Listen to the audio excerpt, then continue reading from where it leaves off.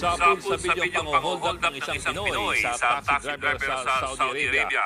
Nakumpirmang Pinoy na lalaki nang magtagalog siya. Nasa frontline na balita niyan, Brian Plaza.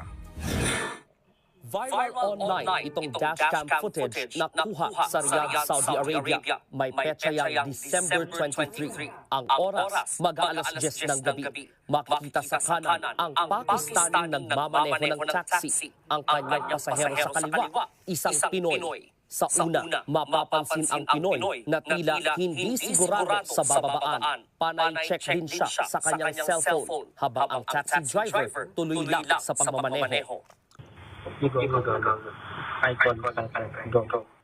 Pero pagdating sa itinurong lugar, hindi bumaba ang Pinoy.